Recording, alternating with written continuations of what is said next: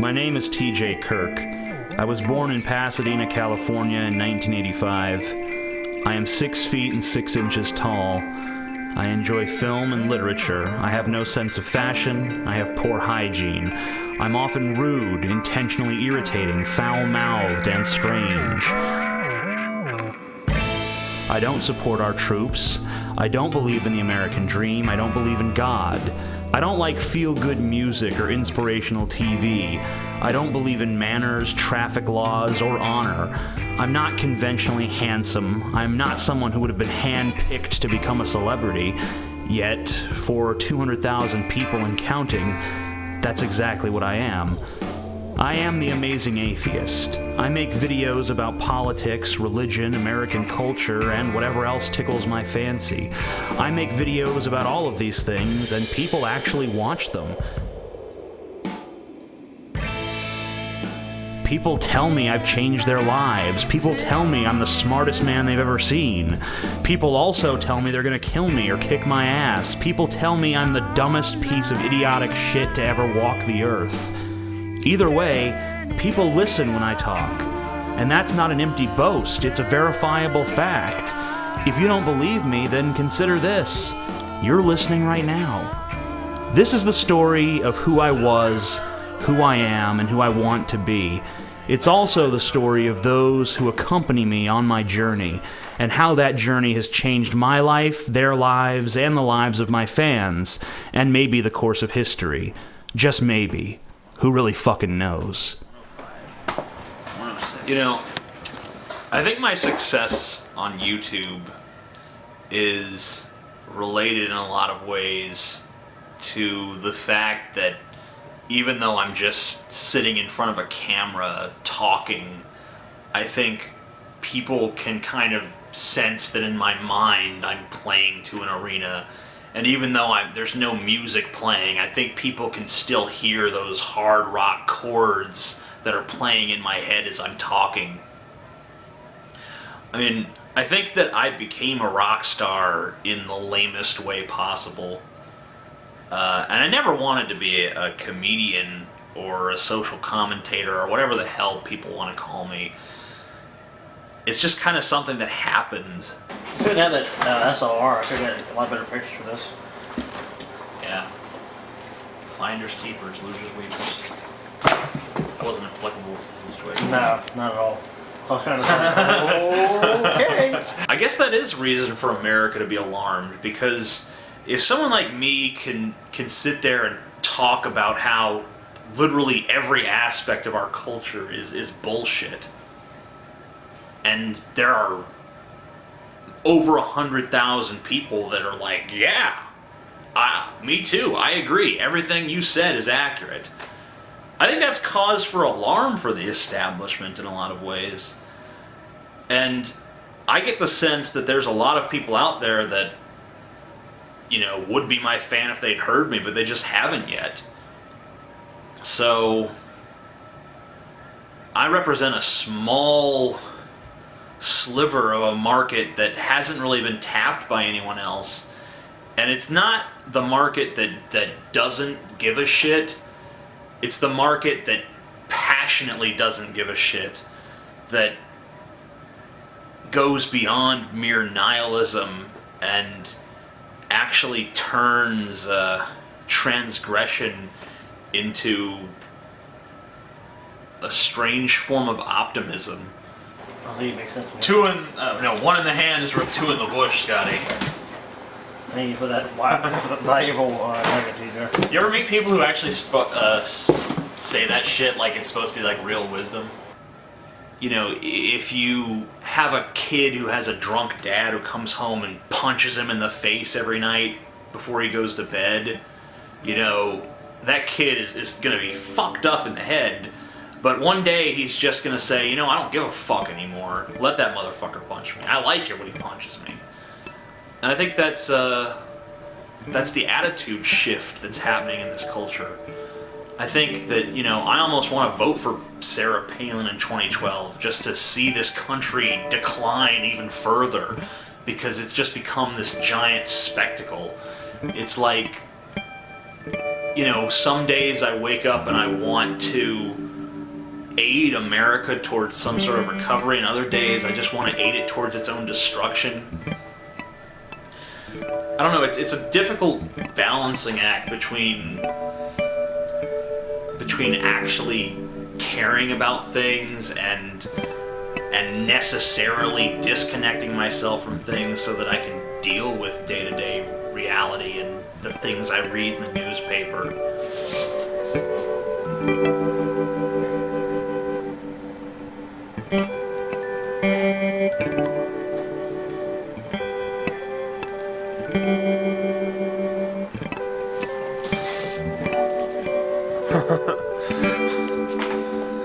Really not? I didn't do it. When I look at the world, I just see a place that's kind of lost its way and maybe grew up too fast. But I'm like that kid who just doesn't give a fuck anymore when he gets punched in the face. Yeah, well, I mean, a lot of things that I've gotten into TJ, I mean, he's more of a person that I know. I mean, a lot of people, they see him as, and they see this generally with people in media. I mean, when you look through the computer or on the TV, you see just pixels and colors, and this is an image, a person, a celebrity, and so forth. And a lot of people, they see the internet, there's a distance of relationship, which is a cognitive illusion. They use this distance as something which it really dehumanizes us. But I think TJ's, I just want to say that his channel, to me, has been about de-stereotyping the various aspects of our humanity. Here we go!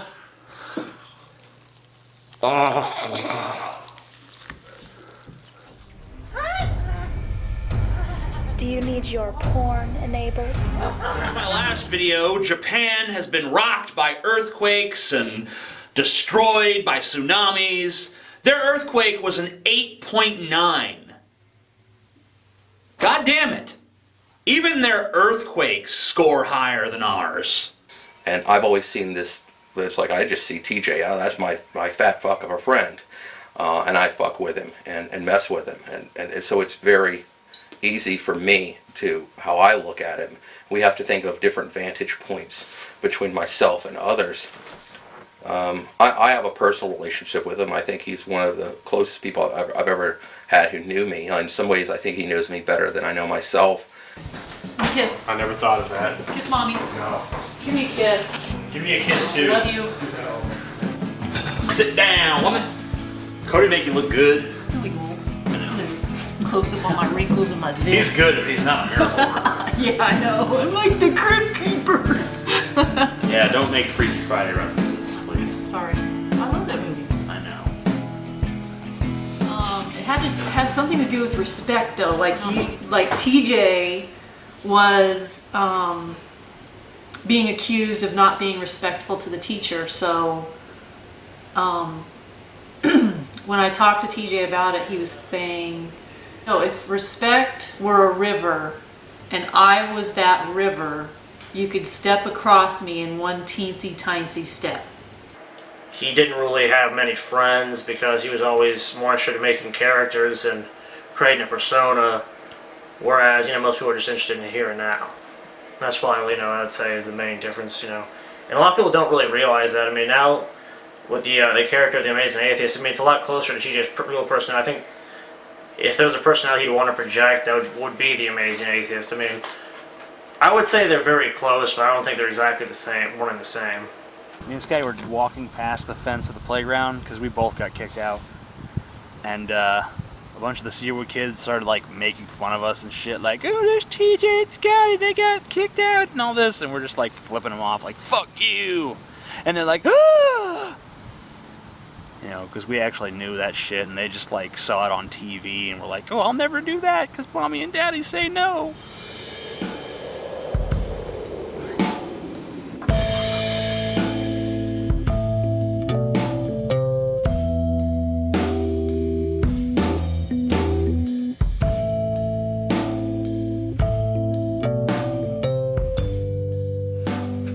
So in ninth grade, I had a teacher by the name of Mr. Taylor, who, this guy was a total fucking asshole. I remember he set the class down once and he told us this really endearing little story about he was on a road trip with his family and his son was in the back playing with a little styrofoam cup. And Mr. Taylor turned around and said, "You stop fucking with that styrofoam cup." And the kid, being a kid, just, kept playing with it, ignoring his father. And, he broke the cup and, juice spilled. And Mr. Taylor said, "Oh, I pulled that car over and I went back there and I beat his ass." And I'm like, what the fuck? What's the moral of this story? That you're a douchebag? So that kind of gives you an indication of the kind of guy Mr. Taylor was. But, in ninth grade, I basically made the decision that I no longer wanted to participate in the life of a high school student. I did not fit in socially. I did not do well academically in that environment. I basically couldn't function there. I felt... there's a scientific term called pseudo-speciation that's applied to when you dehumanize your enemy so that you can kill them more easily. Because it's hard to kill a human being. It's easy to kill someone who you've convinced yourself is subhuman. And there was some pseudo-speciation going on. I don't know if I was pseudo-speciating myself and saying I'm not human, or if I was pseudo-speciating everyone else and saying I'm the only human and all these people don't matter. But the point is that I was very disconnected from humanity in general at that point, because I didn't share a common vernacular with my fellow students. Beyond the vernacular, I didn't even share their attitudes or their outlooks. So for all these reasons, it all kind of culminated in me deciding that I could no longer be a part of that environment, right? So I decided to drop out of school. I was already 16 in ninth grade because I think I'd been held back sometime in my very, very early education, not for academic reasons, because it was before we even started doing academics. It was purely for social reasons. So when I decided to drop out of high school, I told my parents. My father was very supportive because he had dropped out of school and gone directly to college. My mom was very much against it. I think she was more of a traditionalist. She wanted me to do things the way that most people do them. As a parent, you always want your kids to be, the President of the United States. I don't know. You always have these high expectations for them. You want them to go to college. You want them to do, all the normal milestones that people are supposed to do, or as society tells us what we're supposed to do. And, when it's your first child, you like thinking, okay, he's not getting good grades, but he's so smart. I don't understand what's going on. And you go through the whole thing of doing IEPs, which are individualized educational plans, and you're working with these educators, specialists that are supposed to be able to, help kids that have, ADD or whatever you were diagnosed with. And so you're listening to these people that are supposed to be experts and they know what they're talking about, and you're trying to do your best job as a parent. So what ended up happening was my mom organized this cabal of all of my teachers. She somehow pulled enough strings to get them all in one place at one time. And to have this meeting to see if I had any sort of academic future. And I went just to humor her. I knew that I wanted to drop out. Nothing that these people could say to me was going to convince me otherwise. I'm thinking, okay, we're going to get everything out in the open, and this is going to work, to TJ's advantage, and we'll get him, on where he needs to be. And so Mr. Taylor, who I can't even believe attended this conference. Eventually he gets sick of me insulting the school, insulting the student body, and he slams his hands down on the desk and says, "This meeting is a waste of my time." And he said something along the lines of, you know, "I don't want to be paying for your trailer," or something. You know, quite an ironic comment from someone who is employed by the state. You know, I'm thinking, these are the people, they're supposed to be teaching my child, but they could care less about being in this meeting. They're just here because they were told to be here. So, you know, we go through this meeting and we're talking about TJ's IEP, and this one teacher says, "So TJ, what do you want to do with your life?" And TJ says, "I either want to be a rock star or an author." Now, I know this because I'm his mom, and I mean, I'm thinking to myself, you know, he could probably, a rock star thing, maybe not, but if that's what he wants to do, okay, I'm not going to tell him no. But the author part, I'm like, yeah, man, I mean, this kid fills notebook after notebook after notebook, and it's not crap, it's good stuff. My mom, of course, started bawling, and, you know, after that, she was more supportive because she saw the kind of bullshit I was having to deal with.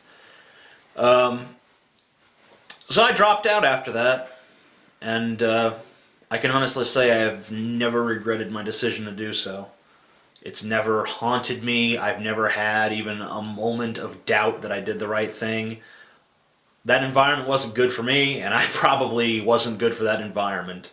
I mean, I don't think it was a turbulent time for TJ. I think it was actually probably a moment of freedom. I mean, a lot of people, you know, especially celebrities, say, "Oh, I didn't get my high school diploma. I really regret that."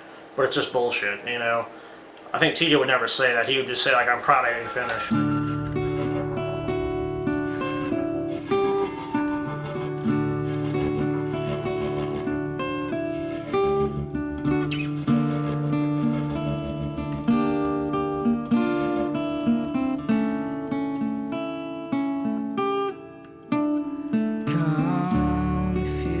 Pat Condell even admits that Muslims have been attacked by radicals who share his basic position, so I'm glad that Pat Condell can differentiate between himself and the radicals within his own ideology. But he can't extend the same courtesy to the Muslims of America, to the Muslims of the world, who don't all support terrorism, despite what his ignorant, fucking, moronic ass would have you believe.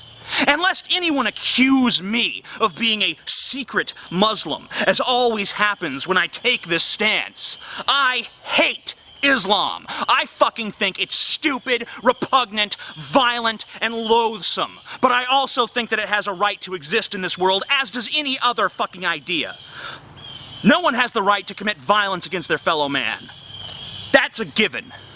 But if you want to pray to a God and call him Allah, and you want to say that he believes this or he believes that, then I think you have the right to do so. And I have the right to say that it's fucking retarded. But I don't have the right to tell you what you can build and where you can build it. Because this is America.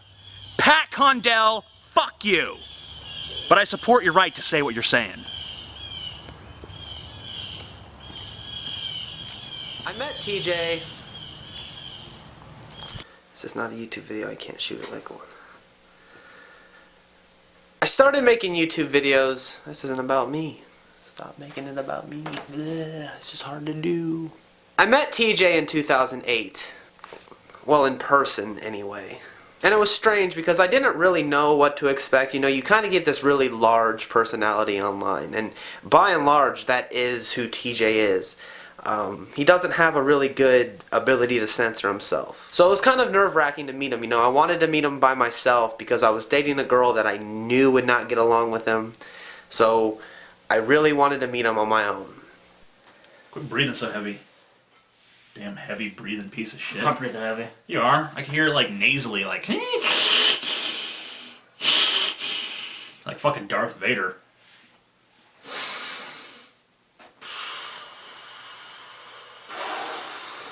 That's one thing about Dad, actually. That kind of reminds me of something. Is like, whenever me and Scotty used to fight, which, I mean, like, come on.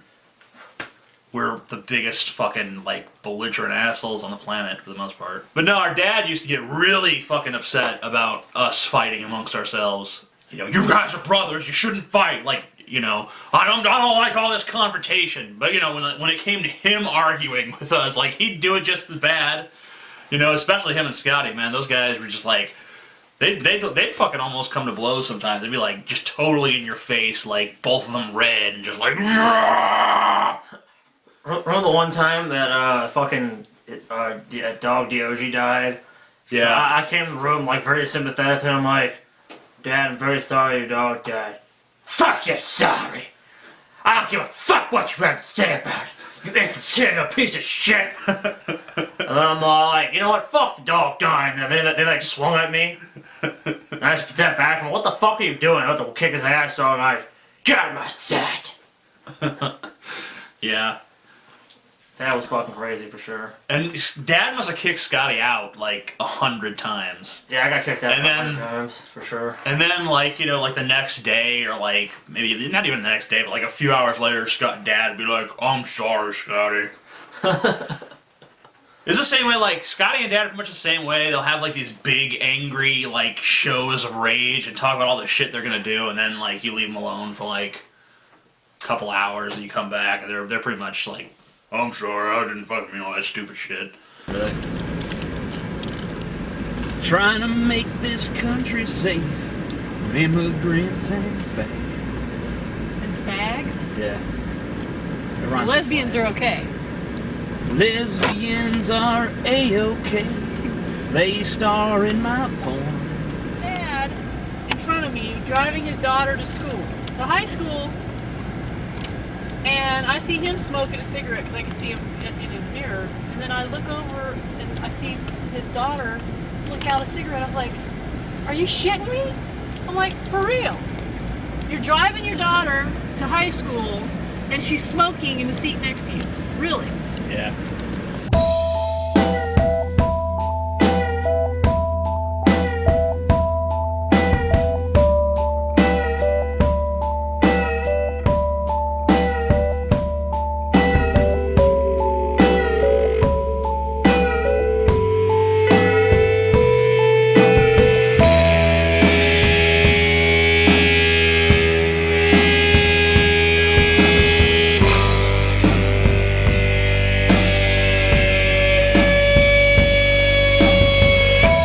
Scotty and my dad are a lot alike.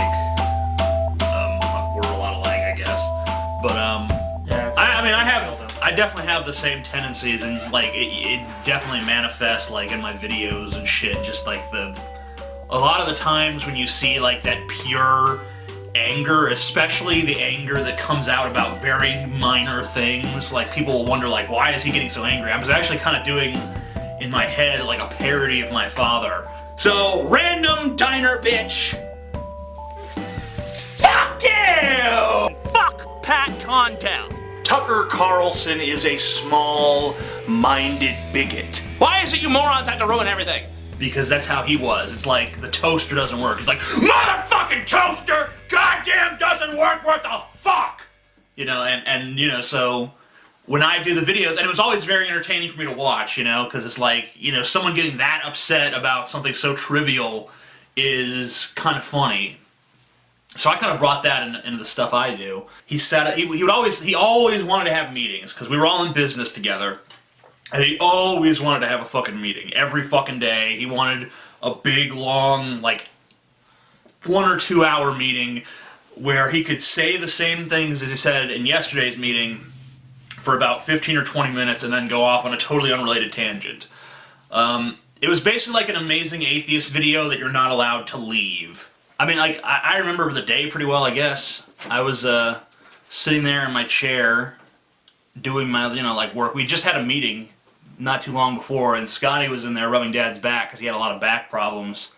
And Natalie ran up to me, and she's like, there's something wrong with your father. So I get up, and I could sense the urgency there, and I run in there, and he's just kind of like sitting there. No, like, expression in his face. Like, his eyes are open, but, like, you could tell, like, there's no, like, awareness behind them. Yeah, nothing. So it's like, he starts going blue and shit, and we're all panicking. We don't know what to do. None of us know fucking, Natalie knew CPR, Yeah, but it wasn't doing anything. Yeah, she did It was- CPR, and, that was... at least I guess kept him alive long enough for the Yeah, I mean, like the paramedics. The paramedics responded very quickly. You know, it was like, you know, it was just a long horror show of a night because we brought him to the hospital. They got him, and they're like, oh, well, he got in here quickly, you know, and everyone was hopeful. You know, then about 4 or 5 hours in there, the doctor's like, you know, there's 3 main arteries that go to your heart, and 2 of your dad's arteries are completely clogged with plaque. That was 4, and there was 3 that was clogged. I think he said 3 main ones. Okay. But he said 2 of them are clearly clogged, and the one that's really pumping the blood to your dad's heart is weak.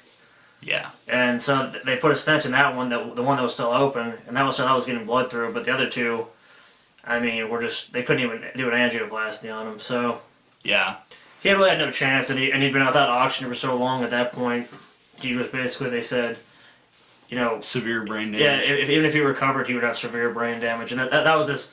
He was on all the drugs, and they're like, his blood pressure is basically the blood pressure the medicine is giving him. He doesn't have any actual blood pressure. He got online one day and he just linked me to a video. And that's all it was. And then he signed offline. And I didn't see him again for a couple days after that, and I was worried about him because I saw that the title of the video was "My Father is Dead."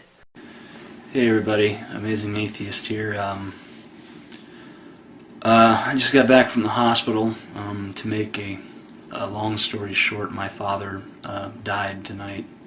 After my dad's death, Natalie, my stepmom, gave me like $1,000 to go wherever the fuck I wanted to go. To just kind of like, well, actually, you know, later on we kind of realized she fucking got rid of us so that she could fucking talk to the lawyers behind our backs and steal all the money we'd worked for. But, you know, that's neither here nor there.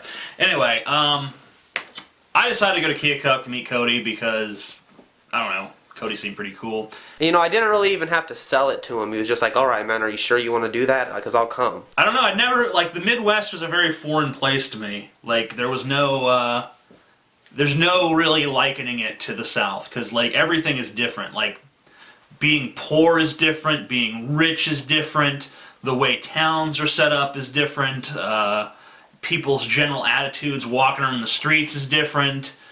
Like, there's just like the look of buildings is so different. Everything is just so wildly disparate. So it was like, wow, it's like this whole other world. There was never any awkward shit between us, you know. It was just like we were friends right from the get-go. We had a lot in common at the time. I mean, we still do, but the things that we have in common now have kind of, you know, spider-webbed into a different area. But when I first met him, we were both dudes that didn't give a shit about anything.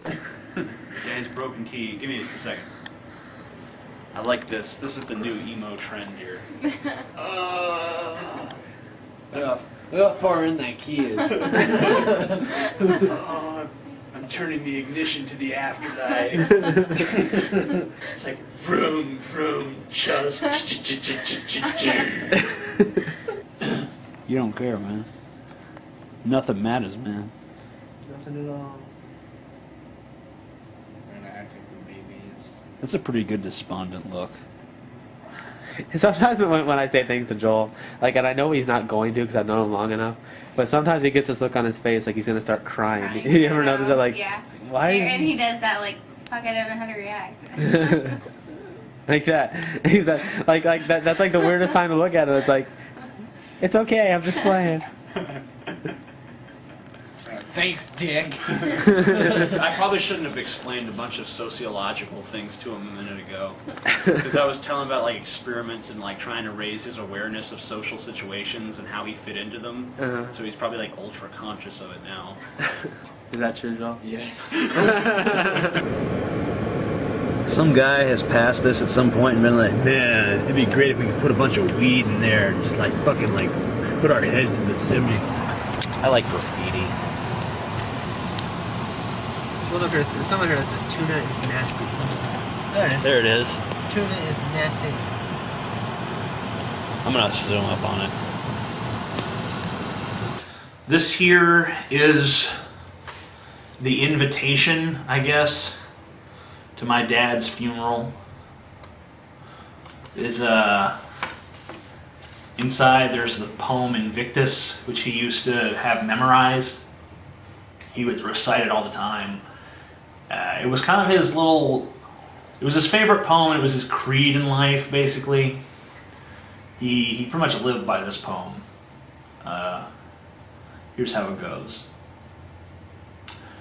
Out of the night that covers me, black as the pit from pole to pole, I thank whatever gods may be for my unconquerable soul. In the fell clutch of circumstance, I have not winced nor cried aloud. Under the bludgeoning of chance, my head is bloody but unbowed. Beyond this place of wrath and tears looms but the horror of the shade, and yet the menace of the years finds and shall find me unafraid. It matters not how strait the gate, how charged with punishment the scroll. I am the master of my fate, I am the captain of my soul. In loving memory, Thomas James Kirk Jr., born Monday, July 1st, 1946, Bogalusa, Louisiana, passed away Thursday, January 3rd, 2008, Lancaster, California. Celebration of life, 1 p.m. at family home. Arrangements entrusted to Haley Olson Murphy, funerals and cremations, Palmdale, California. And there's this little Thomas Kincaid painting of, I guess, a staircase. Yeah, they didn't have anything a little bit more macho, which I think would have been better for him, but yeah. Heavenly little staircase, surrounded by flowers. Yeah. My dad, so much the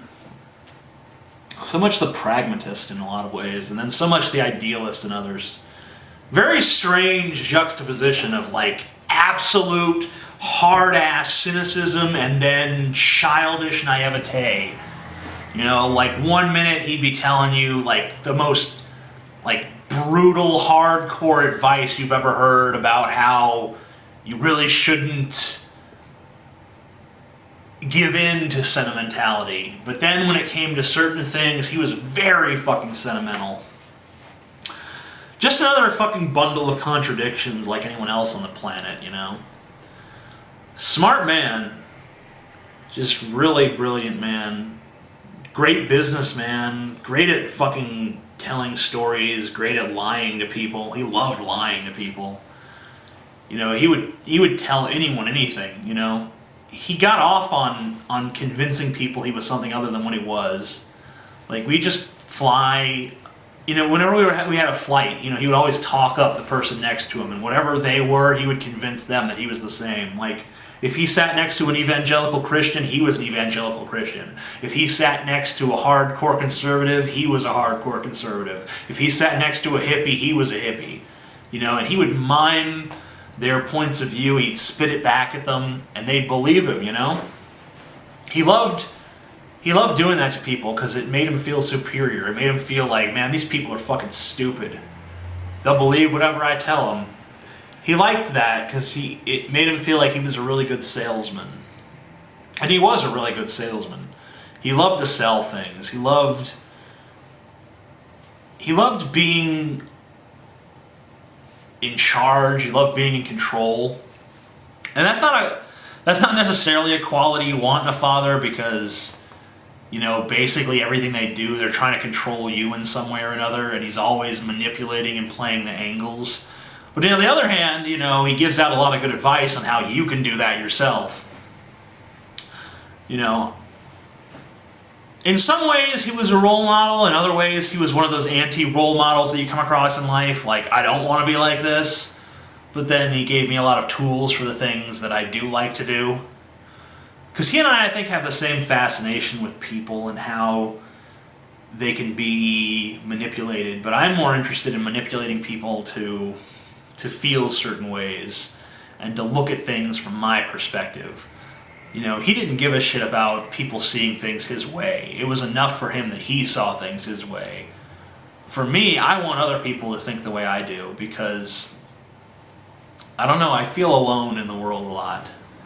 I feel like my point of view is never reflected anywhere else. So I figure that if no one else is espousing my values and my belief system, then it's up to me. It's up to me to make that happen in the world. But, I don't know, maybe I have had some measure of success. Maybe the seeds I've planted will take root, and one day, thanks to me, something will change. But I don't know. All I do know is if that does happen, I owe a lot of the thanks to my father and not only the genes he gave me, but the lessons he gave me. And just the insight into human nature and how people perceive things and what people really want from you, even if it was cynical and somewhat depressing.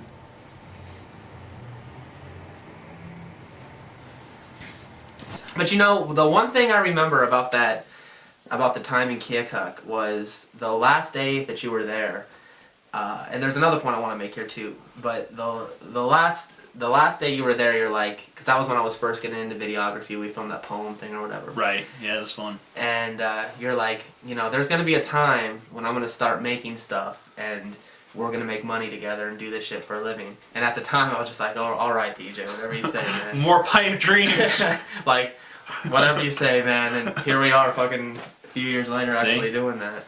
Prophecy of TJ. But do you remember when you fucking left because I had to sleep at the hotel because I got kicked out of the house? Yeah. And when you left, you like left $200 with me. Yeah, which I remember that. Totally saved my ass because I was able to get a hotel for a few more fucking days after that. Cody was like in such a bad situation, and like, I just felt like, you know, I don't need this fucking money, so I was just like, I wrote it, like, he would never have just taken it if I'd offered it to him, so I pretty much like wrote a letter, and then I like enclosed the money in the letter, and then I left.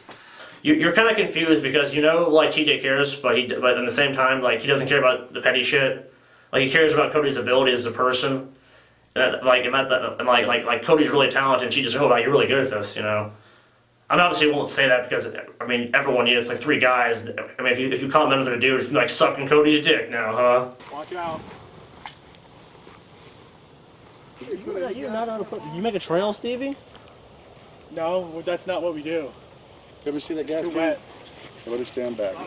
Come on, be quiet. This is awesome. Come on, damn it.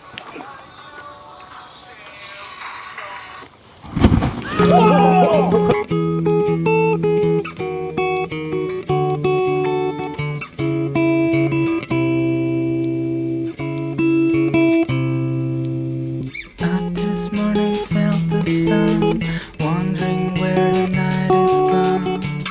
And in my dream, where have I been?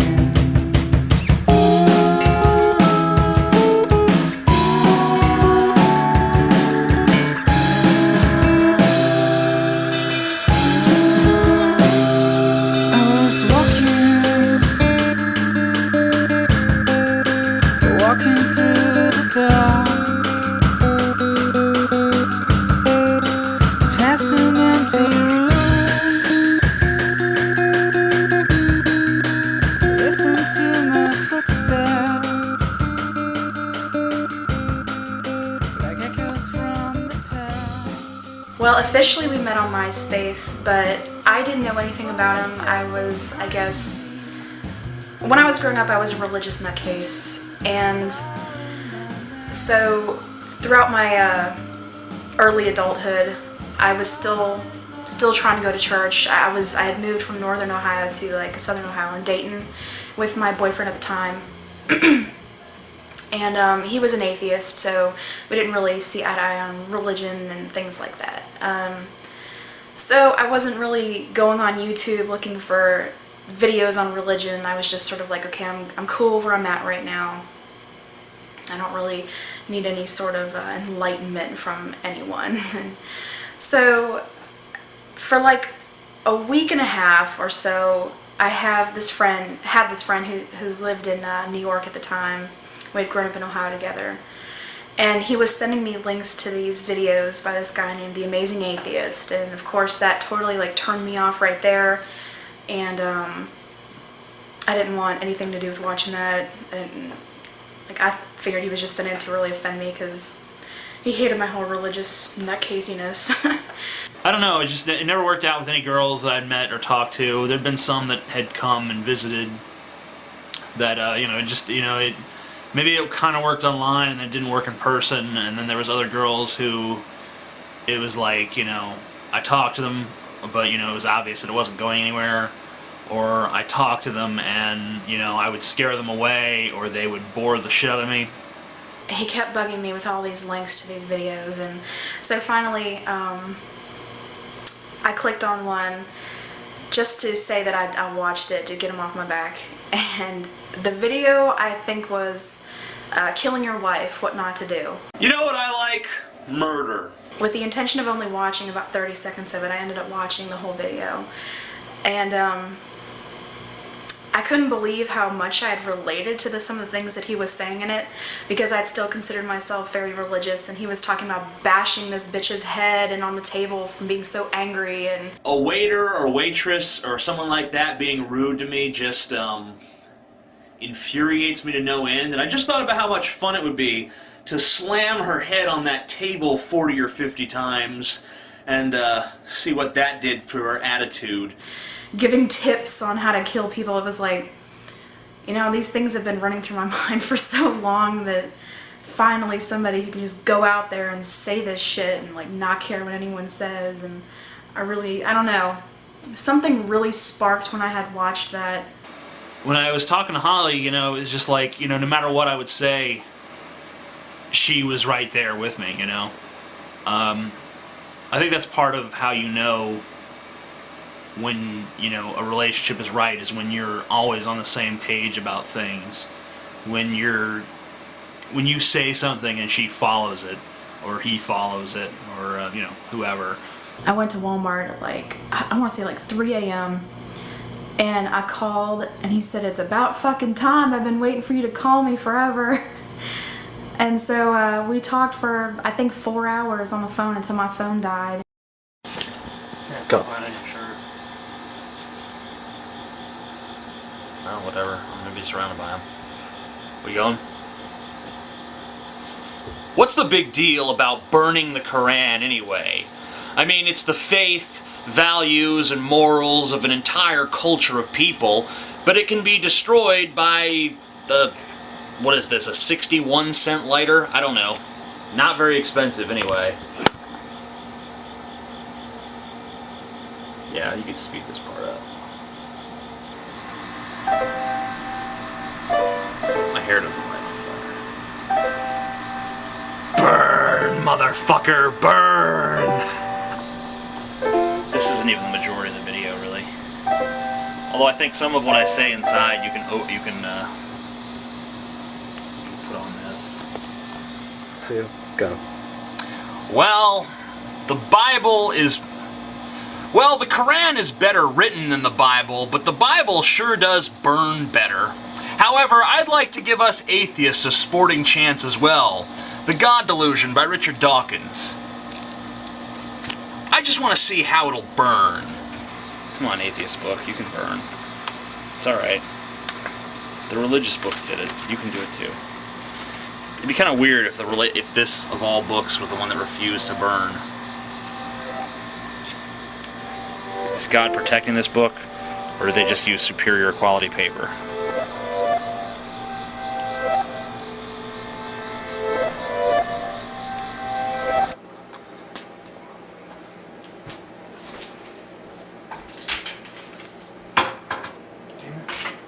I hate these fucking piece of shit. I'm ready.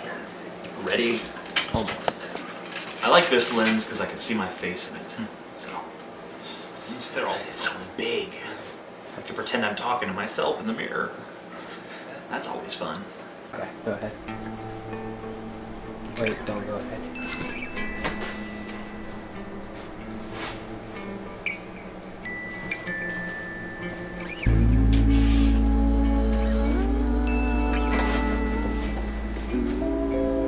Now go ahead.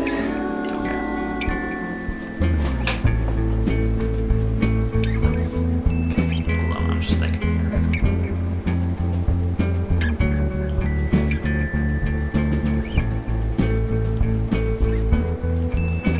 Burning a book that you disagree with. Burning a book that you disagree with is a lot better than burning a person that you disagree with.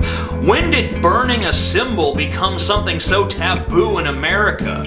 Hippies burn the American flag when they disagree with the policies of the government.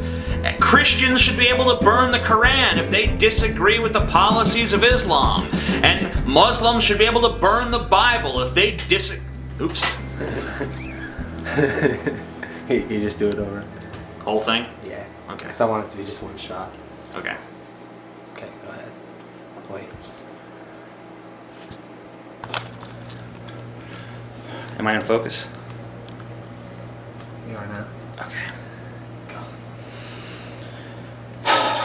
As you guys know, Cody Weber has been directing my videos. But what you don't know is that he's got me chained up in his basement. He's forcing me to make these videos. He's a slave driver. He's an evil bastard. Kill him if you see him. He's evil. Or go subscribe to his channel. One of the two. Nice. Be entertaining, Weber. What do I do? What do I do? Fascinate me with your fascination of fascinationiness. I'm a fascinating person and people love me. Actually, people on your channel hate me. They're like, oh, you're giving him a shameless plug now. How much did he pay you for this? $11. Did you know that 38 cents. people are saying that you are hiring me with your donation money? Yeah, I know. I've heard the theories. That would be, I mean, not, you don't gotta give me donation money, but a whole bunch of money would be pretty fucking sweet. Okay, I'll keep that in mind.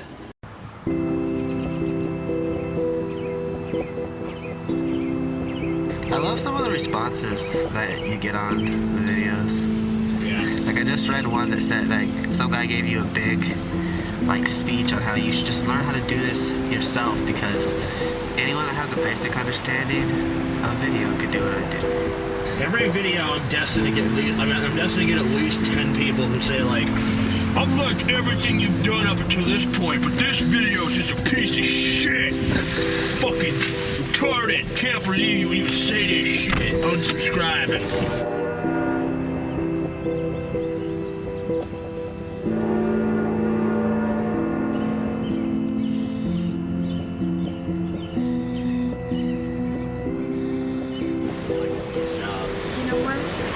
I really wish I was a Christian so I could just be like, woman, You already read do what that it says shit. in the Bible. You already do that shit. I'm a Christian now.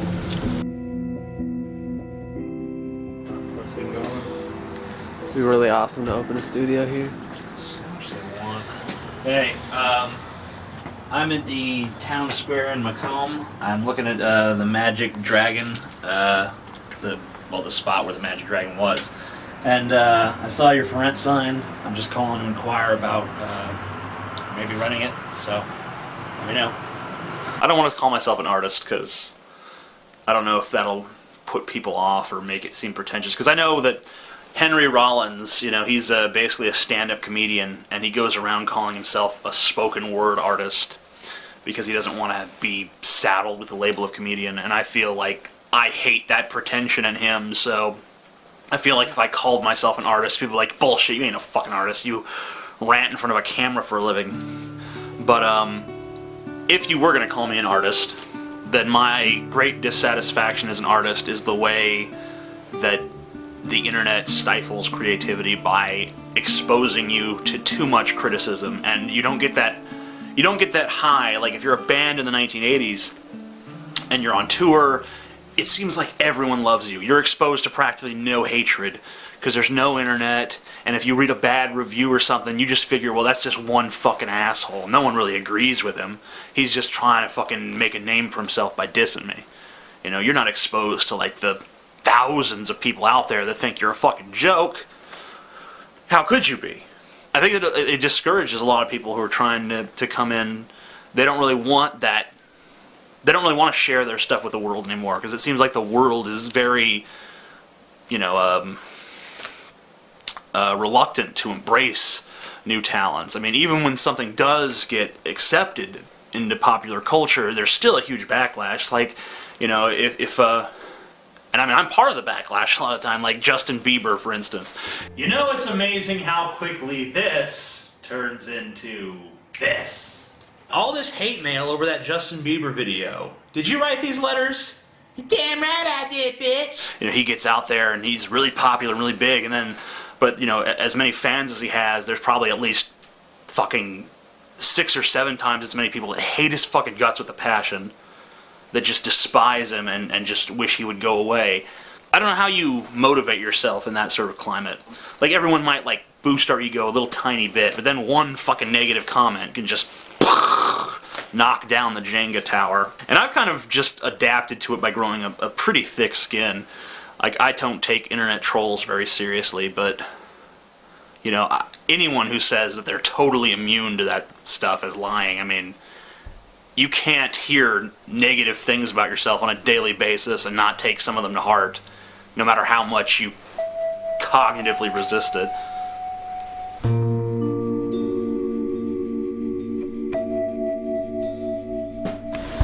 Fuck you. You know what? Here's something I'm gonna fucking put out there right now. I'm about to be getting a fucking real job. And I'm not gonna come home and do your job and somebody else's job and then get bitched at and the room is awful and the fair cage smells. I'm not doing that shit anymore. Because it sucks. So organize yourself. And clean it back. Being an idiot's awesome. Oh man. A little more.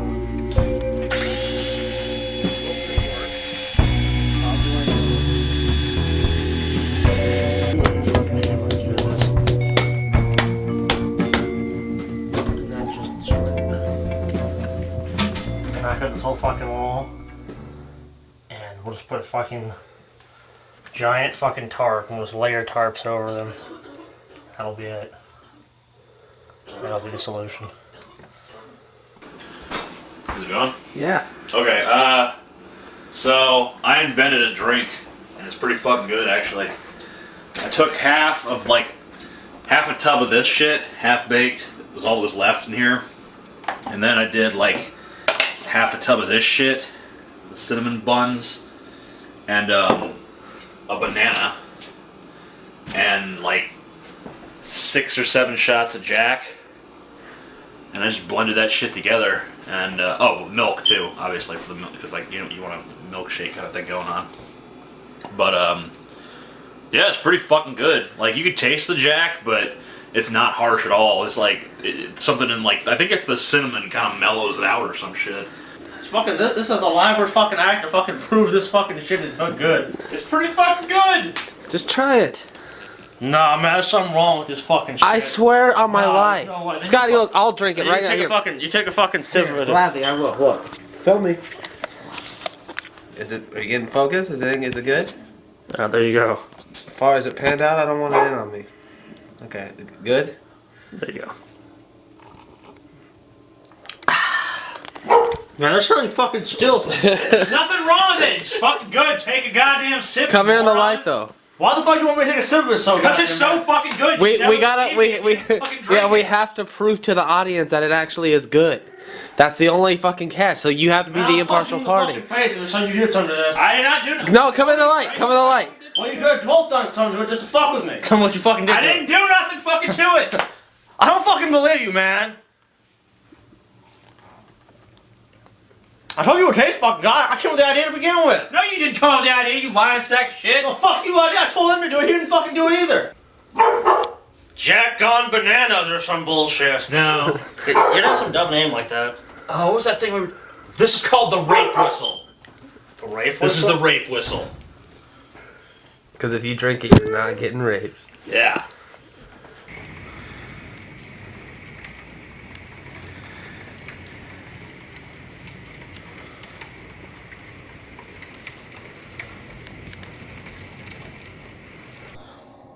Is it bright enough?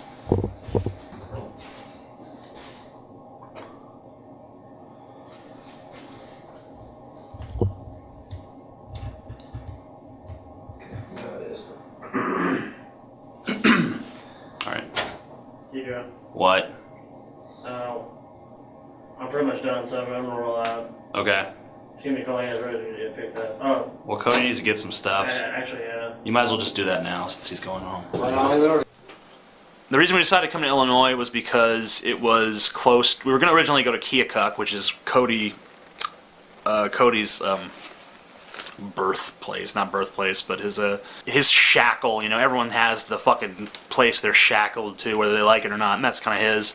And we were gonna go there, but he didn't want to go there. Scotty didn't want to go there. I didn't really give a fuck because, you know, whatever. I knew that this is gonna be a sucky time. That was part of the reason we wanted to come here in the first place. Was let's save money by going somewhere where there's nothing to do. I would never do a public service announcement, but for Macomb, Illinois, I would make an exception. You know, I would say, you know, everyone, this is a very important message for you. I'd be really stern, black and white, and be like, do not live in Macomb, Illinois. Lo and behold, something I did not know about the Midwest is it's really cold. So, I mean, I knew that, but I didn't really know what cold was at the time. I just had this like Louisiana notion of cold, and I learned the Illinois notion of cold, and I discovered that I have very little interest in it.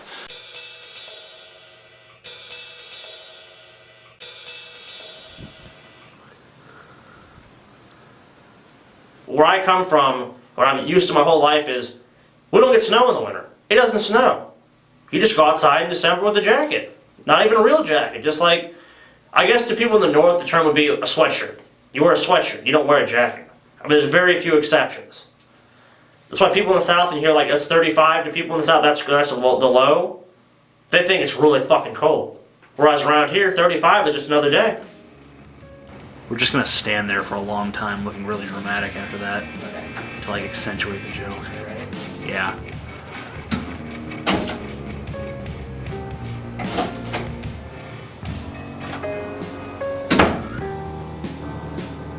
Could you do a list of the top 10 anti-heroes? That wasn't right. Nope.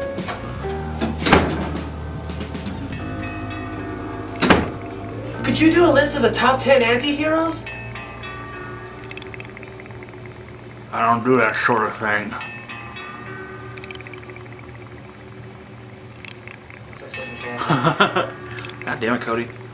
Well, it'll look better if the fucking thing's like not as lit. Not as lit. If it's lit, it just looks weird. Hello, I'm Lance Sloan. I portray the lovable internet celebrity, the amazing atheist, on YouTube. I'd like to announce that we are starting a new feature on our channel where if you leave the best, most intelligent, most thought-provoking comment, you win $5. It's called the Golden Comment. Isn't that nice? You could win money just for not being a total retard.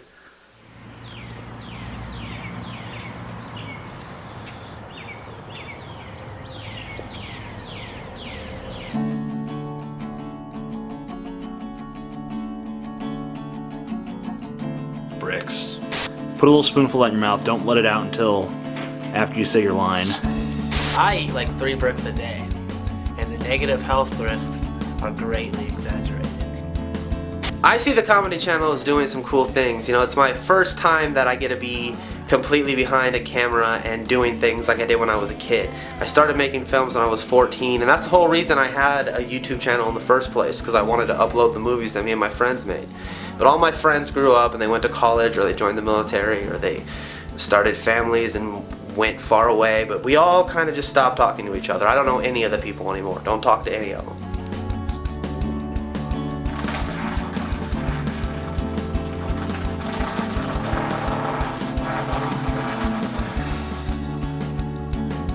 And I view the comedy channel as kind of an extension to that. It's me getting to go back to my roots. And when we made Bricks, it was almost like I was doing it all over again. And it was a really good and refreshing feeling.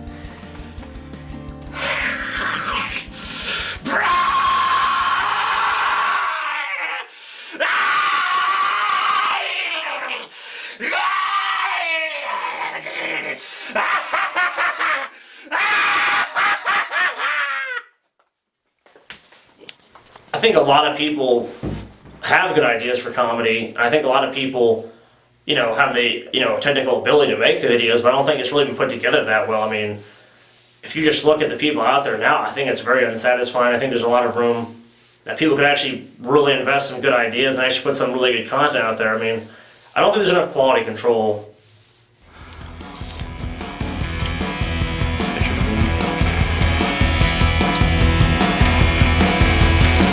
The way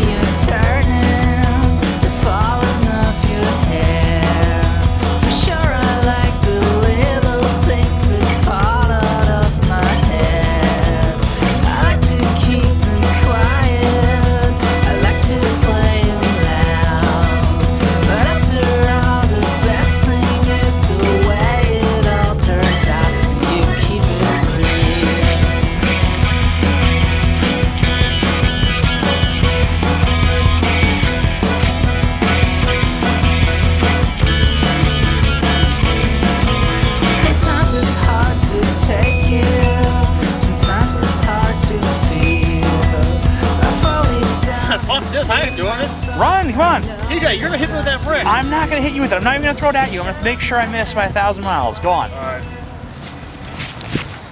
Oh, it's TJ, man. You know, we have a lot of ideas, you know, and we really want to move forward with it, and we really just want to put something out there that's not directly related to the Amazing Atheist. I mean, I think anything eventually you have to branch out and do other things, and that's what the comedy channel kind of started from. Is like TJ likes that. TJ has always had a flair for comedy in his videos, and he's always wanted to extrapolate upon that and do something that's not exclusively the Amazing Atheist. You can just do things that are comedy based. And not necessarily even the effect that he has to be in the videos or he has to even, you know, produce the videos necessarily, but he just wants to have a bigger impact, I think, on the world and on YouTube and really have more of a message. Even, you know, I mean, if you look at shows like Family Guy, you can kind of see that, like, the cultural influence they have, and even though it is comedy and it is a cartoon and it has a bunch of stupid, you know, almost sometimes juvenile jokes in it, but you can still see the profound effect it has on a lot of people in the cultural memes and other things. So, I mean, that's kind of like the reason why we wanted to go into comedy as opposed to making some ultra-serious bullshit. Because when you make ultra-serious stuff, I mean, people enjoy it. But, I mean, it's really hard for someone to get into, like, an hour-and-a-half documentary about the inflation crisis. Hi, I'm Lance Sloan. You know, when Paramount Pictures approached me to... You can't do it when I'm still talking. Hi, I'm Lance Sloan. You know, when Paramount Pictures approached me to make a sequel to Brick... Okay, that was really slow.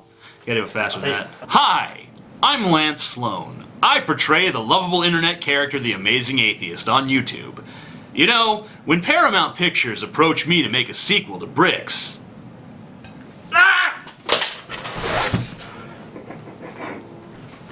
Very, very believable. Yeah, this is. Forgive Scotty told me to chug this. I told him I'm not going to chug it unless I can do it on camera. So to be possible, I guess that's probably like what would you say 4 shots maybe? Yeah, 4 shots. Do it, TJ. Quit being a bitch. All right. I'm really not looking Enough forward talk. to this at all. Enough talk, TJ. Yeah, Action. Shut the fuck up. Shut the fuck up. It's about the content. Shut the fuck up. Shut the fuck up. Shut the fuck up. Shut the fuck up! Shut the fuck up, girlfriend. the fuck up! Don't you go there, TJ. Don't you go there, man. Chug that shit. I'm not looking forward to this at all, man. This is gonna burn the fuck out of my. Just do it. Do it. Do it. Yeah. Woo! Don't push that. Down at all. Down at all. Down at all. Yeah. You man to man.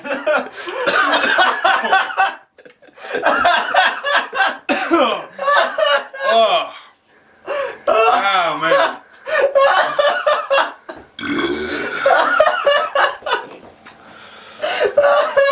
That's fucking great. TJ, we respect you. That's how I really will drink it once I've drank enough. When my throat's fucking so like hard raw to and it. shit, You know, yeah.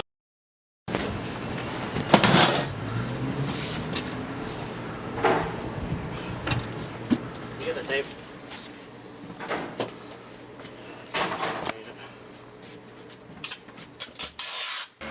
This is what a bad idea looks like. Ha ha ha!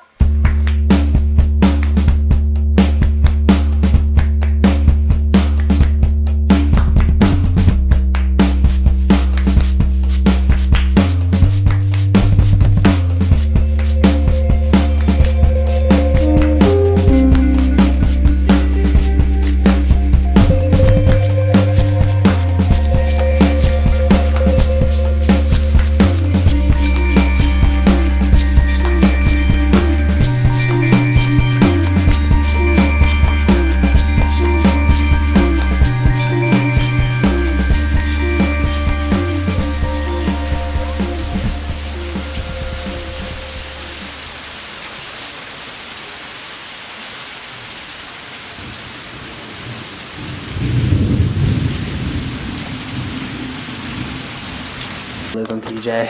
Yeah. Here we go. Piss people off. Let's see the magic happen. It's time to piss you fucking people off. Yeah. You fucking faggots. It's all on you. Okay. I keep worrying about my hair. Like, does it look good?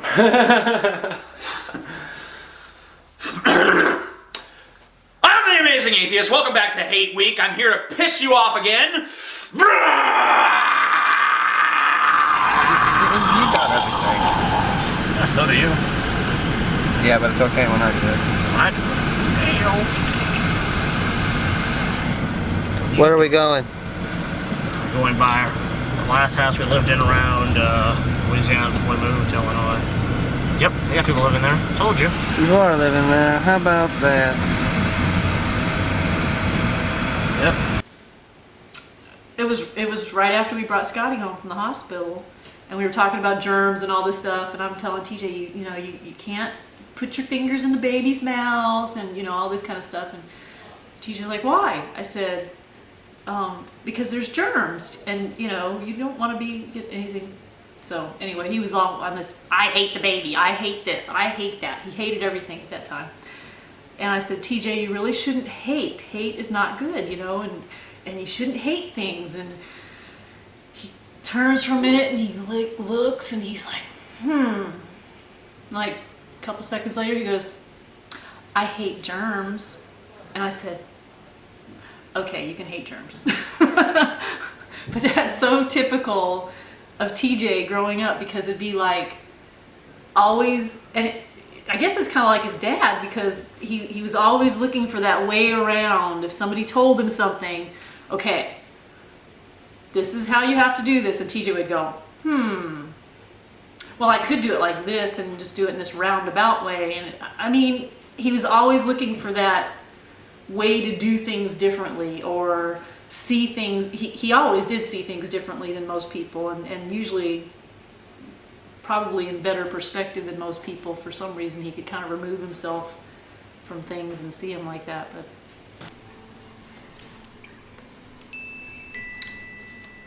he fell asleep. Oh, decorated the bathroom door with my lipstick.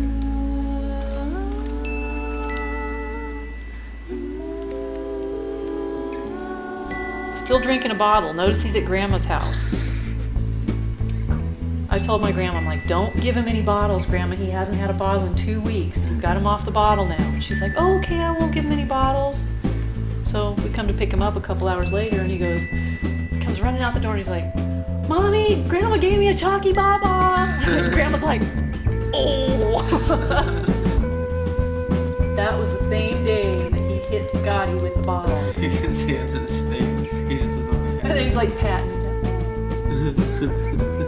Wish we would have got a picture of the day. That's the bottle. There it is. That's the culprit. And his glass. Look at that. Bops him on the head. Oh, look at that one.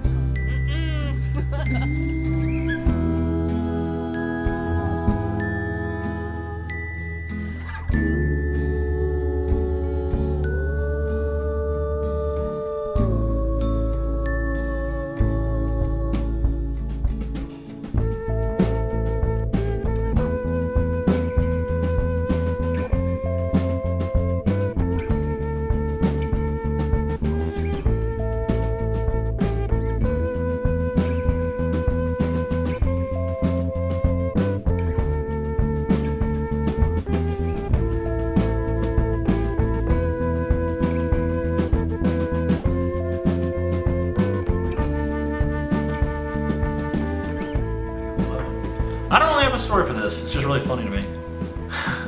I guess the sad thing about this photo is, like, most people look at this photo and be like, oh my god, what a fat fucking pig. But I look at that like, man, I used to be skinny. Look at me. Barely any man titties there. And look at this. This, like, today, this sticks out way more. Those love handles are way bigger. And these arms are way jigglier. One thing I'll tell you is, like, there's a lot more hair since then. I mean, like, that's a shorn-chested motherfucker there. I don't know, I just like this picture. Because, like, I like the fact that I can look at this and know that I've pretty much always been who I am now. Like, nothing about this picture is like, wow, I'd never do this now, because I totally would. There's nothing in here that reeks of like, whoa, man. I would never take my shirt off, wear a Santa Claus hat, and go like this anymore. I like the fact that I haven't matured. Oh, I can even see a fucking little Marilyn Manson drawing I did in the very background there. Like a little Marilyn Manson drawing. It's not really a great resolution, but it's there. Yeah, I miss this room. Like, I got all my comic book posters behind me. I got my heavy metal poster behind me. Got Chicks and Thongs and Evil Ernie and Evangelion. Man, I used to be big into comics, but they got so expensive, man. And they fucking comic book writers, they don't know how to tell a fucking story. I mean, it's always like this big fucking soap opera. Anyway.